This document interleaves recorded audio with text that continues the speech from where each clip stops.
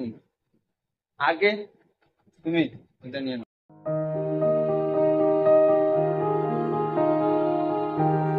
তো আমরা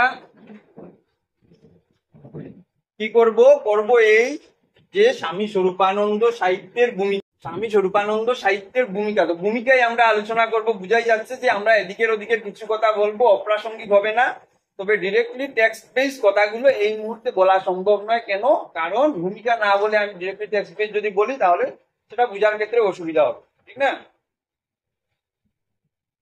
তো প্রথমত হচ্ছে এটা আলোচনার প্রথম শুরু হবে এটা দিয়ে যে এই যে বইগুলো, তোমাদের তো দুটো পাঠ, তো আরো এরকম অজস্র বই রয়েছে এবং বড় বড় বই রয়েছে। এগুলো যিনি লিখেছেন তার সম্পর্কে একটু জেনে নেওয়া, কারণ তার জীবনের তথ্য, কবি বা লেখকের জীবনের তথ্য নিয়ে 1-2 মার্কের প্রশ্ন আসে বা জানতেও হয়।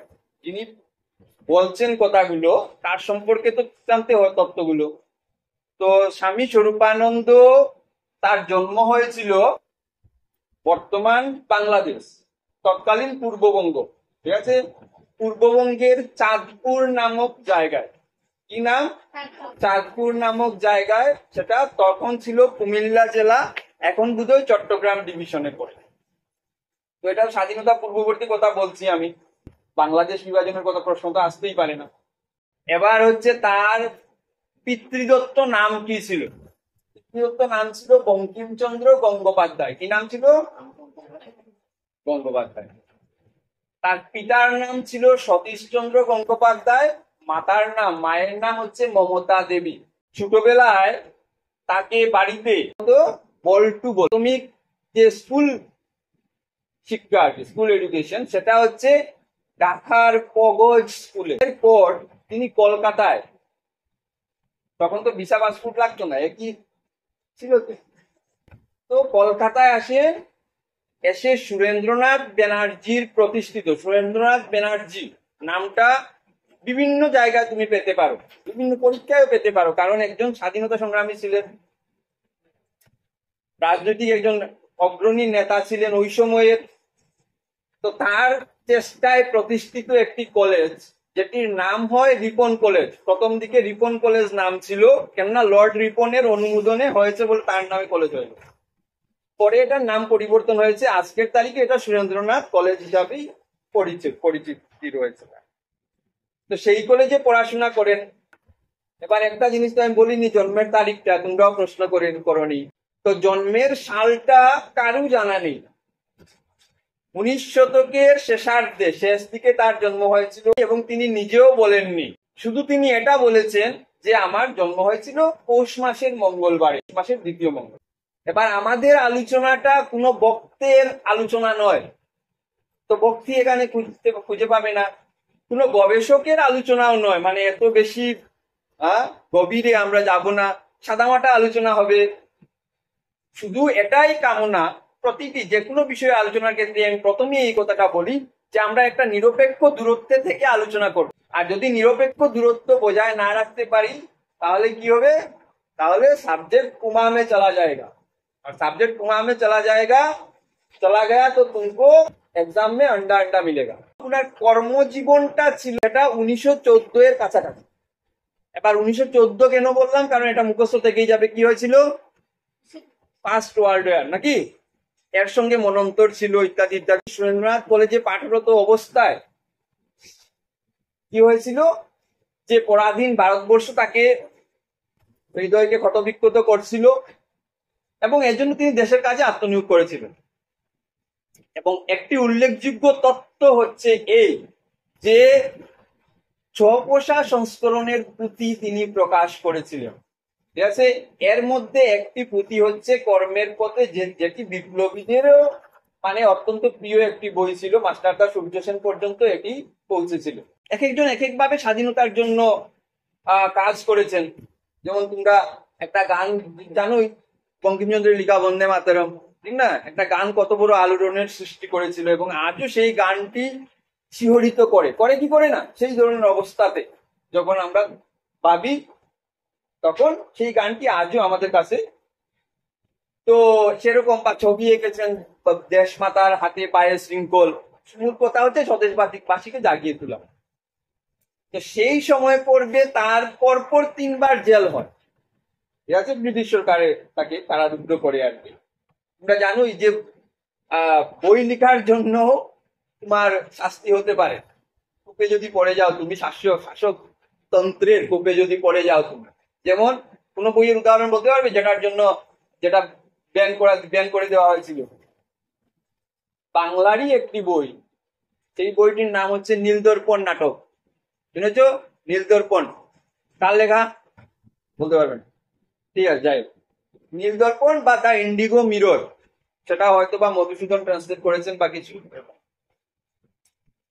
তো তিনি ব্রিটিশ সরকারের কূপে পড়ে যান, পরপর 3বার তার জেল হয়, এবং জেলে থাকাকালীন সময়েই তিনি ভবিষ্যতের কর্মপথ নির্ধারণ করে নেন। এরকম অনেকের ক্ষেত্রেই হয়েছে। বিশেষ করে একজনের আমি নাম বলবো যিনি আলোচিত হন না, তার নাম হচ্ছে শ্রী অরবিন্দ, ঋষি অরবিন্দ। নাম শুনেছো কখনো? ঋষি অরবিন্দ নাম শুনেছো? আচ্ছা, নাম যে শুনেছো সেটা যথেষ্ট। তো কি হয়, তিনি এখানে তিনি কর্মপথ নির্ধারণ করেন এবং বেরিয়ে আসার পর তিনি বাড়িতে যান। বাড়িতে গিয়ে মা বাবার আদেশ নেন, নিয়ে তিনি সন্ন্যাস করেন যে আমি আর সন্ন্যাস নেব। এবার সন্ন্যাস যখন নিলেন তিনি, তখন স্বামী বিবেকানন্দের তোমরা একটা বই পাঠ্য আছে, আগামী সেমিস্টারে যাই না নতুন এনইপিতে আছে কিনা, না আগে ছিল, অচেনা অজানা বিবেকানন্দ। সেখানে তিনি সন্ন্যাসের অর্থ তিনি বুঝেছেন, বলেছেন। সন্ন্যাস মানে এই নয় যে সবকিছু ছেড়ে শুধু একার আত্মার মুক্তির জন্য সাধনা করা। ঠিক আছে, এদের কাছে সন্ন্যাস হচ্ছে এই যে এই সন্ন্যাসের মাধ্যমে আমি আমার যে ব্যক্তিগত জীবন সেটাকে আমি শেষ করে দিলাম, ত্যাগ করে দিলাম। এবার আমি সবার মঙ্গলের জন্য, জগন মঙ্গল ওম জগন মঙ্গল হোম ভবামি, সবার মঙ্গলের জন্য, দেশের মঙ্গলের জন্য আমি আত্ম উৎসর্গ করলাম। এই হচ্ছে সন্ন্যাস এদের জন্য। অন্য ধর্মীয় অভিধানে কি সন্ন্যাস বলতে কি বুঝাচ্ছে আমি সেটা বলতে যাচ্ছি না, আমি এদের কথা বলছি।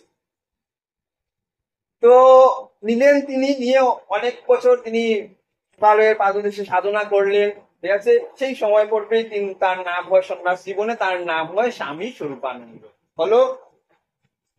কিন্তু তিনি যে সন্ন্যাস, যে পরিবার ছাড়লেন এবং সন্ন্যাস নিলেন, নেওয়ার পরে তিনি কি করলেন, তিনি আরো এক বড় পরিবারের সদস্য হয়ে গেলেন। পুরো ভারতবর্ষ জুড়েই তার পরিবার এবার হলো।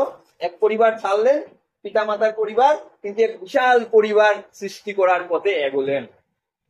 এবার হচ্ছে যে স্বামী স্বরূপানন্দের সঙ্গে 2-3টে শব্দ একেবারে তার সঙ্গে অঙ্গাঙ্গি ভাবে জড়িত।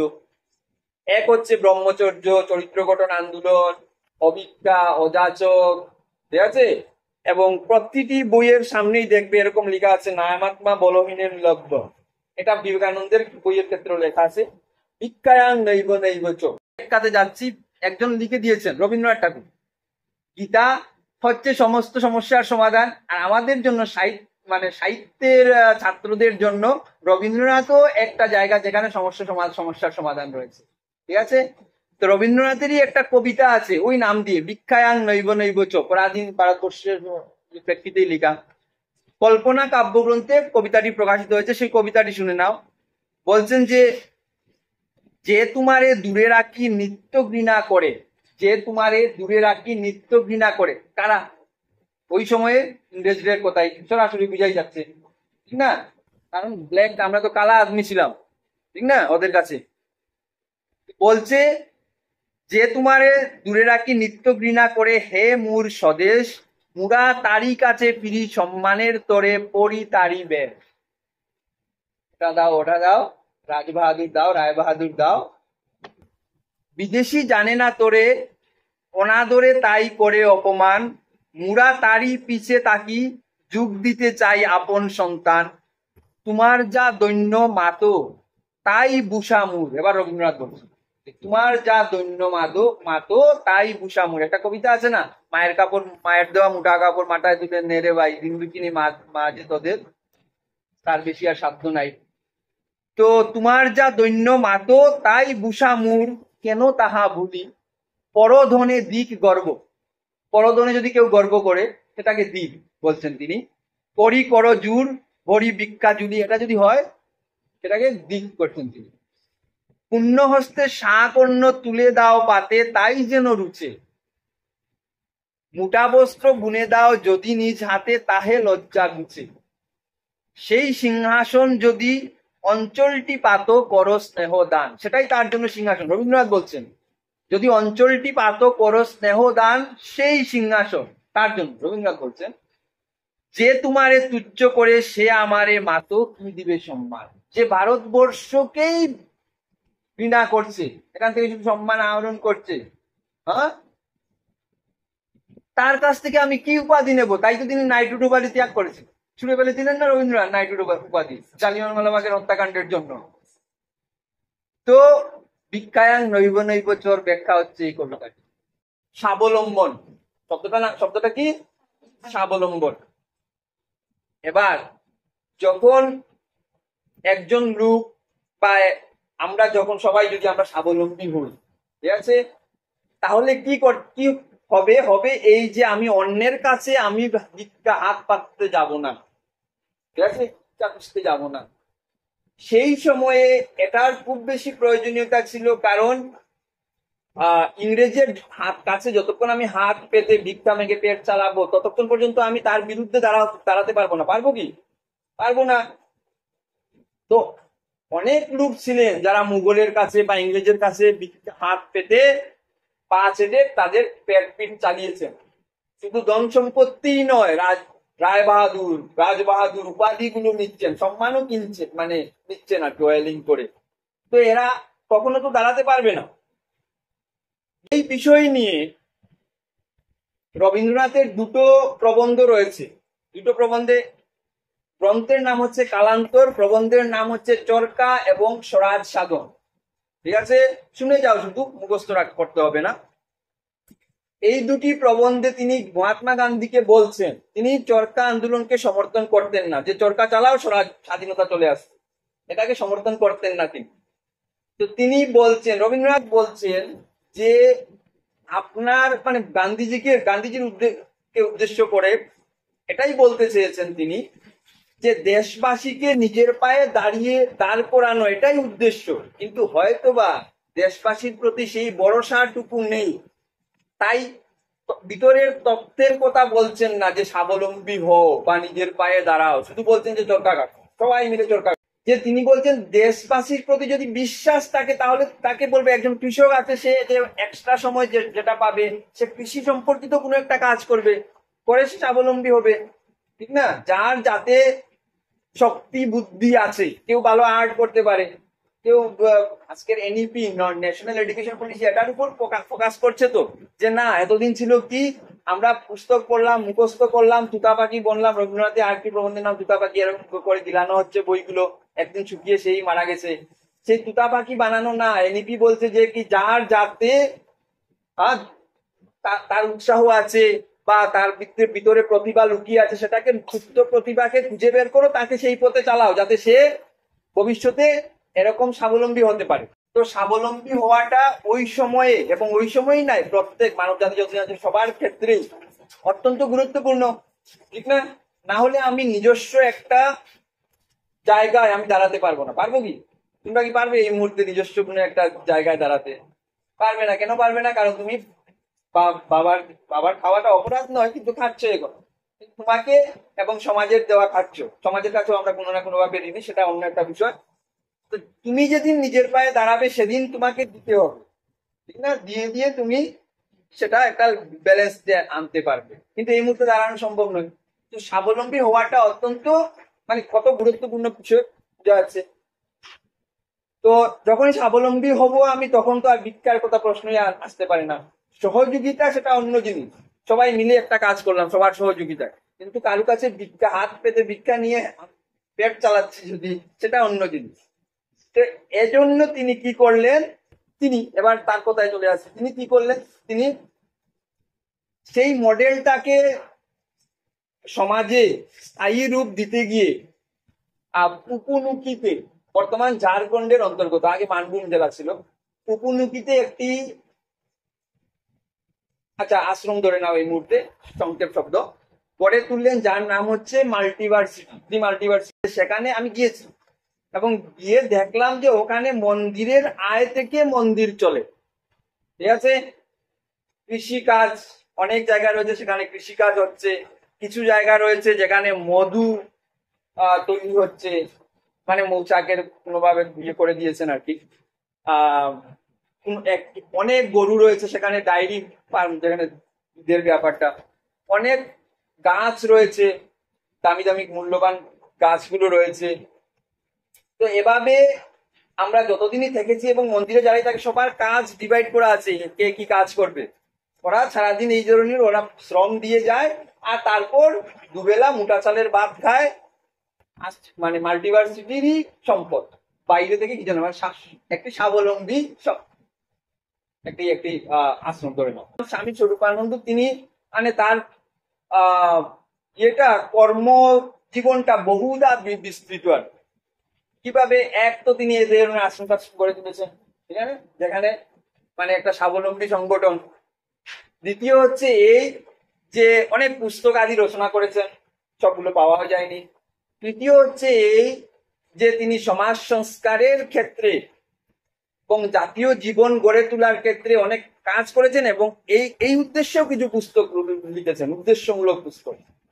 চতুর্থ হচ্ছে এই যে আয়ুর্বেদিক যে গাছগুলো, ঔষধি গাছগুলো, ভেষজ গুণ সম্পন্ন গাছগুলো, সেগুলো কালেকশন করে, সেগুলো তারা উৎপন্ন করে, সেগুলো নিয়ে এসে ঔষধ তৈরি করেছেন, এবং ওই সময়ে হাজার হাজার লোকের শুশ্রূষার জন্য কাজ করেছেন, চিকিৎসা করে গেছেন, ঠিক আছে। তো এটাও একটা তত্ত্ব দিলাম আমি। তো মোটামুটি এই হচ্ছে তার সম্পর্কে তার কিছু পরিচয়, কেমন সংক্ষেপে, ঠিক আছে। এবার আমরা যাব কোথায়, যেহেতু তিনি একটা ধর্মের সঙ্গে সম্পর্কিত, তো ধর্ম সাধনার দিকটা একটু বলে দিন, নাহলে একেবারে ওই সাইডটা ছোঁয়াই হবে না। ধর্ম সাধনার ক্ষেত্রে তিনি কি করেছেন, তিনি করেছেন এই যে ওঙ্কার সাধনার কথা বলেছেন, ঠিক আছে। বলছেন যে যেটা বেদও বলে যে এক পরম শক্তি, সেই পরব্রহ্মের শ্রেষ্ঠ নাম যেটি, সেটাকে বলছে ওম, ঠিক আছে। ওম, মুনি ঋষিরা এই ওম জপ করে তার জীবন শুরু এবং শেষ শেষ হবে। এবং এটাও বলা হয়, কখনো যাইনি কৈলাসে তাই বলতে পারবো না, যে কৈলাসে গেলে নাকি, শিবের বাসস্থান তো, কৈলাসে গেলে নাকি দূর থেকে এরকম একটা শব্দ আসে, যেটা ওমের মতো উচ্চারণের মতো লাগছে। তিনটা শব্দ ইয়ে রয়েছে এখানে, ও উ ম, ঠিক আছে। ওম নয়, ওম নয়, ও উ ম, ওম। তো মানে বহু যে যেটা ফ্লেক্সিবিলিটি, যেটা সনাতন ধর্মের একটা মূল শক্তিও অবশ্যই, যে আমি আমার মতো করে একটা পাথরকেও যদি আমি মনে করি এতে ঈশ্বর আছেন, তো আছেন, ঠিক আছে। এটা একটা ফ্লেক্সিবিলিটি প্রয়োজন আছে, হাতের আঙুল সব আঙুল তো সমান। তিনি কি, কিন্তু এতে অনেক অনেক সময় অনেক বিভেদেরও সৃষ্টি হয়। তো তিনি এজন্য কি করেছেন, সব কিছু ছেড়ে তিনি একেবারে মূলে চলে গেছেন, বলছেন যে আমি ওঙ্কার বিগ্রহকে সামনে রেখে এখানেই সব দেবতা রয়েছেন, সবকিছু রয়েছে। কারণ বেদত্ব একে সমর্থন করছে। সামবেদ প্রণব মন্ত্রী, মানে ওঙ্কার বিগ্রহ, ওঙ্কার মন্ত্রীটি জয়গান গেয়েছে। কিন্তু এটা নতুন কোনো বিষয় নয় যে স্বামী স্বরূপানন্দই নতুন করে বলছে, কিন্তু নতুন কোনো বিষয় নয়। কারণ স্বামী বিবেকানন্দ, তোমরা যদি কখনো বেলুর মঠে যাও, গিয়ে দেখবে হাতে ঢুকেই, কলকাতায় যে বেলুর মঠ ঢুকবে, ঢুকেই দেখবে সামনে বড় মন্দির। সেদিকে থেকে যদি দৃষ্টি ফেরাতে পারো, সবার দৃষ্টি যায় না, তাহলে হাতের ডান দিকে দেখবে ছোট একটা মন্দির, এখানে এটার নাম হচ্ছে ওঙ্কার বিগ্রহ মন্দির। নিচে স্বামীজি এখানে মানে তার শেষকৃত্য হয়েছিল, উপরে ছোট একটা মন্দির, সেখানে ওঙ্কার বিগ্রহ প্রতিষ্ঠিত। স্বামীজির ইচ্ছে, তার বিদেশি দুজন শিষ্যরা মিলে উত্তরাখণ্ডে, দেবভূমি বলা হয় উত্তরাখণ্ডকে, উত্তরাখণ্ডে একটা আশ্রম আছে, মায়াবতী আশ্রম। আমি যাব, এখন না কদিন পরে যাব। এখানে বছরে দুবারই যাওয়া যায়, সামারে আর পূজার ব্যাকের সময়, ঠিক আছে। মানে এইরকম টাইমে আর কি দুইবারই যাওয়া যায়। কয়েকদিনের বেশি, 3 দিন বা 4 দিন এরকম বেশি থাকতে পারবে না, এবং ফ্যামিলি নিয়ে অনেক বন্ধু বান্ধব নিয়ে যেতে পারবে না। সেখানে মানে তপস্যার জন্য যায় মানে মায়াবতী আশ্রম বা অদ্বৈত আশ্রম মায়াবতী, ঠিক আছে। স্বামী বিবেকানন্দের ইচ্ছাই প্রতিষ্ঠিত, সেখানে ওঙ্কার বিগ্রহ প্রতিষ্ঠিত রয়েছে। স্বামী দয়ানন্দ সরস্বতী নাম যদি তোমরা শুনে থাকো কখনো, জানি না, শুনেছো কখনো নাম? আচ্ছা, বাংলায় তেমন কাজ হয়নি স্বামী দয়ানন্দ সরস্বতী, আহ বিভিন্ন কারণে ওঙ্কার বিগ্রহ। অদ্বৈত বেদান্ত এই কথাই বলছে। তোমার হাল আমলে মানে 19th সেঞ্চুরিতে এরকম কথা বলছি আমি। রাজা রামমোহন রায় একটা ইয়ে গড়ে তুলেছিলেন, নাম হচ্ছে ব্রাহ্ম সমাজ। নাম শুনেছো কি? ব্রাহ্ম সমাজের মূল মন্ত্রই হচ্ছে ব্রহ্ম কৃপাহি কেবলম, ঠিক আছে। তারপর তোমরা শিখ ধর্ম, এবার সনাতন ধর্মের বাইরে যাই। শিখ ধর্মের কখনো দেখেছো সিম্বলটি? সেখানে এরকম এক দিয়ে ওম দেওয়া আছে, এক ওমকার, এবং তাদের যে কি বলে এটাকে, প্রার্থনা বলে না, এটার নাম আছে কি, সঙ্গীত নাম আছে ভুলে গেছি। যাই হোক, সেটার প্রথম লাইনটা হচ্ছে এরকম, এক ওঙ্কার সতনাম, ঠিক আছে। আমার বিএসএনএল নাম্বারের এটা কি টোন বলে, এটাকে ফোন আসতে যে বাজে কি টোন বলে, রিংটোন। রিংটোন। আর যেটা তুমি শুনতে পাবে সেটা হচ্ছে কলার টোন, নাকি? আচ্ছা, রিংটোনটা হচ্ছে এই, কখনো ইউটিউবে গিয়ে সার্চ করলে এক ওঙ্কার সতনাম লিখলেই সেই গানটা বেরিয়ে আসে, ঠিক আছে। তো এই গেল সাধনার, ধর্ম সাধনার ক্ষেত্রে তিনি কি প্রতি মানে কাকে সামনে রেখে তিনি সাধনা করেছেন বা করতে বলেছেন তার শিষ্যদের, ওঙ্কার বিগ্রহ, যাতে মানে সবাই সেটাতে এসে যোগ দিতে পারে। হলো, বাস এদিকে আর যাচ্ছি না, এবার আমরা বইয়ে চলে আসি। একটা বইয়ের নাম হচ্ছে স্ত্রী জাতিতে মাতৃভাব। অবশ্যই আমি বইয়ের পাতা পাতা খুলে আজকে আলোচনা করব না, আরো কখনো তোমরা না আসলেও একটা আলোচনা তৈরি করে নিজে হোক বা অন্য কাউকে দিয়ে হোক বইয়ের ভিতরের কথাগুলো তোমাকে বলে দেবো। আমি আপাতত শুধু বইয়ের তত্ত্বটা আমি বলবো। দেখা যাচ্ছে এই যে 19 শতকে আস্তে আস্তে 14th সেঞ্চুরি থেকে, মানে মধ্যযুগ যাকে বলি, সেই মধ্যযুগে বাংলার বা ভারতবর্ষের মেয়েদের বা নারীদের অবস্থা কি? প্রথম প্রথম হচ্ছে এই যে তাকে সহমরণ প্রথাতে পুড়িয়ে দেওয়া হচ্ছে, ঠিক না? দ্বিতীয় হচ্ছে এই, তাকে পড়াশোনার অধিকার তার নাই, ঠিক না? আর কি থাকলো? বাল্য বিবাহ, যেহেতু বাল্য বিবাহ তো দেওয়া হলো, একজন বুড়ো দুড়ো গঙ্গা যাত্রীকে ধরে দিয়ে দিল, নাহলে সমাজ এক করে দেবে। আর তারপর মারা গেল, তারপর বলছে জ্বালিয়ে দেওয়া হয়। এবার একজন আমারই একজন বন্ধু একদিন একজন বলছিল যে আমাদের পরম্পরা এই ছিল ওই ছিল, যে পরম্পরা গুলো হয়তো বন্ধ হয়ে গেছে বা যাচ্ছে বা কমে গেছে, এজন্য আমরা আমাদের অনেক ক্ষতি হয়ে যাচ্ছে। আমি উত্তর দিইনি, কারণ সব জায়গায় উত্তর দিই না, ঠিক আছে। এরকম সুতামণ্ডলী লাগবে তো যে বিপক্ষে কিছু বলবে না, কারণ তার ভয় আছে পরীক্ষা জানি মার্ক যদি কম কেটে দেন, ঠিক না? তোমরা বলতে চাইলেও বলবেন না, থাক যা বলেছেন বলে চলে যান, শুনে নেই আমরা, কি আসে যায়, হ্যাঁ, নাহলে আবার উল্টাটা হয়ে যাবে। তো বাইরে তো এরকম সুতামণ্ডলী নেই, বাইরে তো উল্টা কথা বলবে, নাহলে মেরেও দিতে পারে, হাতাহাতি হয়ে যেতে পারে, তাই বলি না সব জায়গায় কথা। তো এবার আমি মনে মনে বলছিলাম যে যাই হোক, পরম্পরার নামে যেন কখনো আবার সতীদাহ প্রথা ঘুরিয়ে আনো না, ঠিক আছে, না হলে আবার আমরা ওই যুগেই চলে যাব। এবার কথা হচ্ছে এই যে কখনো প্রশ্ন মনে আসতে পারে যে এটাই কি ছিল মানে সনাতন ধর্মের মূল? অবশ্যই না। মানে আমি আমার আমার আমার কথা বলছি এখানে, আমি ব্যক্তিগত, যেখানে ব্যক্তিগতভাবে আমি যতটুকু বুঝি সেটা সেটা বলবো, তখন বলে দেবো কোট আনকোট যে আমি ব্যক্তিগতভাবে যেটা বুঝেছি সেটা বলছি। এবার পরের কথা পরে, যাতে কেউ আমাকে মানে মানে ইয়ে করতে না পারে এবং তোমরা আমাকে ভুল না বুঝো। তা আমি যেটা দেখেছি সেটা হচ্ছে এই যে মহাভারতে একজন নারী সবার সামনে এত বড় বড় চোখ করে দেখেছি টিভিতে, এবং সেই নারীর নাম কি?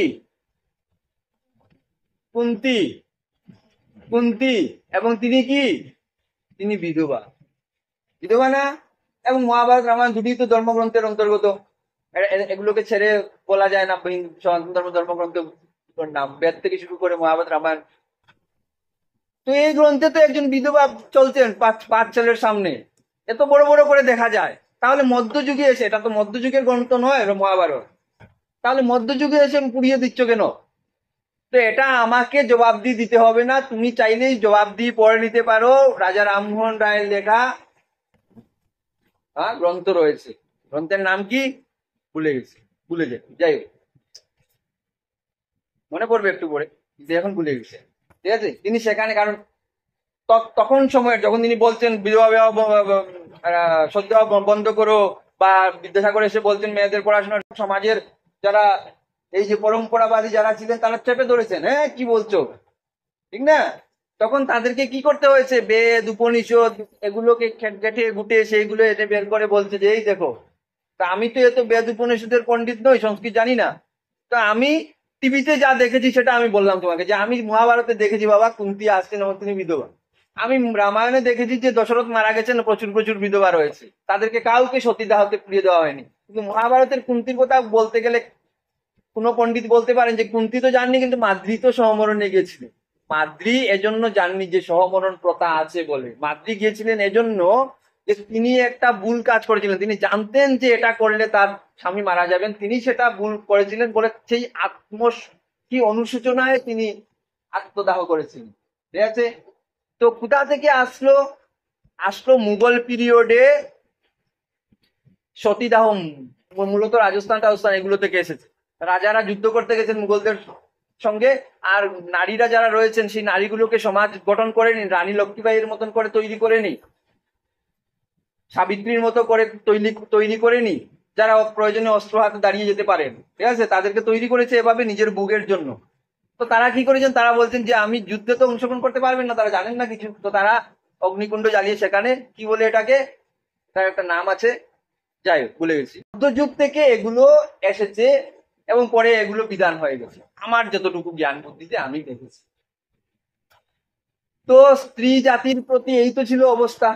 19 শতক আস্তে আস্তে পুরো মধ্যযুগের কয়েকশো বছর জুড়ে এই তো ছিল অবস্থা স্ত্রী জাতির। এই অবস্থা পেরিয়ে এসে যখন 19 শতকে আমরা পৌঁছলাম, তখন আমরা মধ্যযুগে যে যে অবস্থা ছিল, যে যে জঘন্য অবস্থা ছিল, সেটাকেই আমি ভাবলাম যে এটাই আমার ধর্ম বলেছি। আসলে হয়তো তা বলেনি, বলে যদি থাকে তাহলে এমন ধর্ম কোনো গুরুত্ব নেই আমার কাছে, তোমাদের কাছে নয়, আমার কাছে।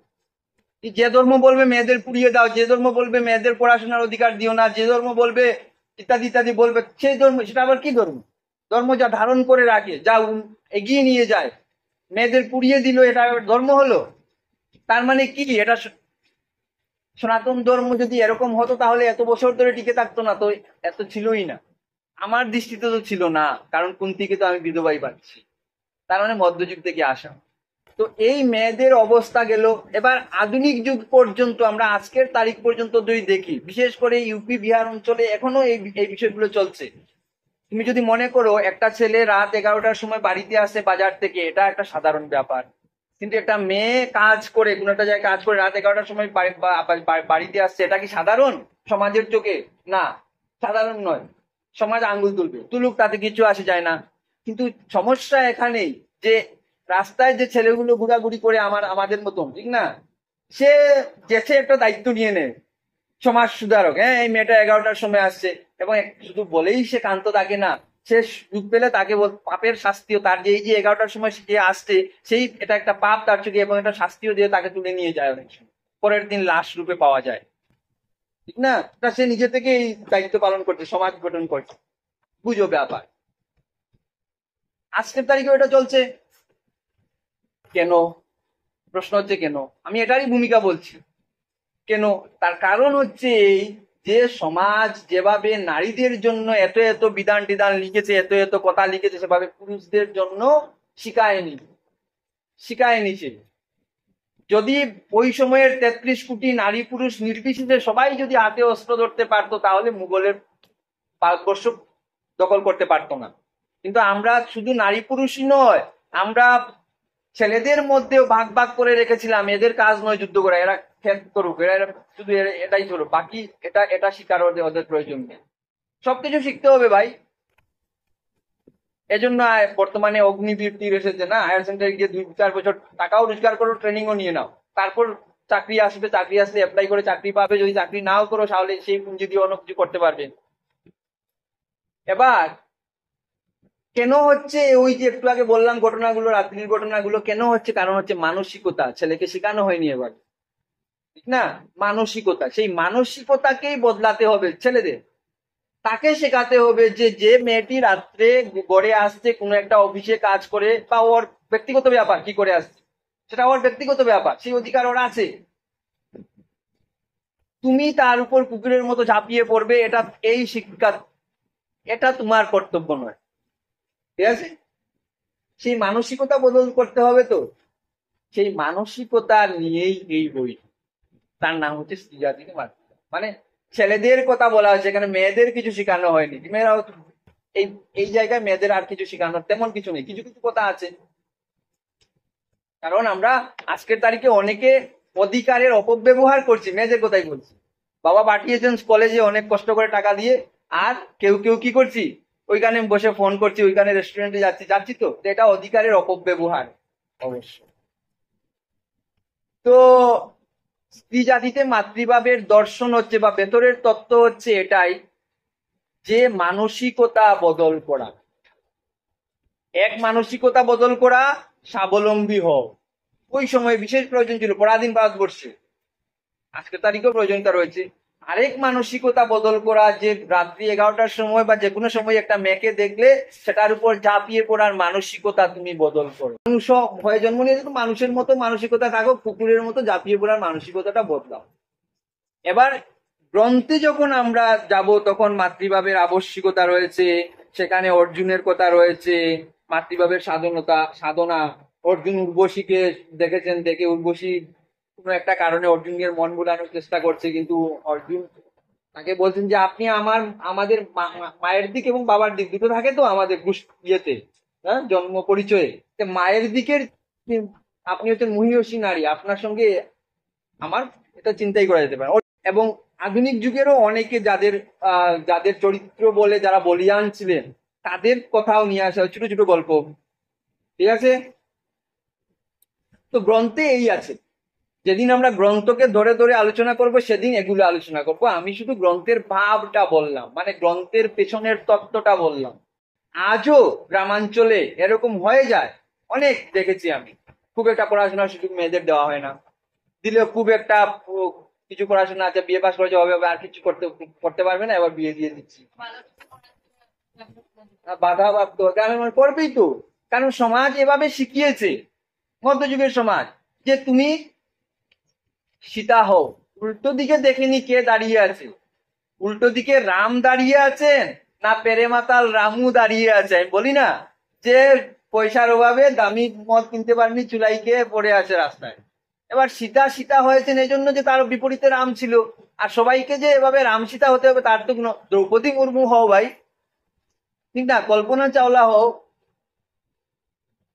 আর যদি সীতাও হও তাহলে সীতার বিপরীতে রাম দাঁড়িয়েছেন সেটা সমাজকে বুঝতে হবে। এবং সীতা প্রাপ্তি কি করে হয়েছিল রামের, এমনি কি ধরে বলবে যে উঠ ছুরি তোর বিয়ে, না, কি করেছিলেন, যে ধনুক কেউ তুলতে পারেনি সেই ধনুকে গুণ পড়িয়ে সেই সময়ের শ্রেষ্ঠ বীরদের সামনে প্রমাণ করেছেন তিনি যে আমি সীতার যোগ্য, ঠিক না। তো তো এই বিষয়গুলো থাকবে, এই বিষয়গুলো থাকছে এজন্য কারণ মানসিকতা বদলাতে পারছি না আমরা, সমাজ মানসিকতা, ঠিক না। এখানে এই মানসিকতা নিয়েই কাজ হয়েছে, এবং মানসিকতাকে ব্যাখ্যা করা কঠিন, এজন্য আমি এত কথা বলতে হলো আমার, ঠিক না। টেক্সট বেস যখন পড়বো কাহিনী বলবো, কাহিনী তো ব্যাখ্যা করা কঠিন নয়, সোজা বলে দেবো এই কাহিনী আছে, এই কাহিনীকে তুমি বানিয়ে টানিয়ে দেবে। কিন্তু মূলত এখানে আলোচনা করেছে সেই মানসিকতা বদলের কাহিনী, যার প্রয়োজনীয়তা পরাধীন ভারতবর্ষে তো ছিলই, আজও এই গেল প্রাথমিক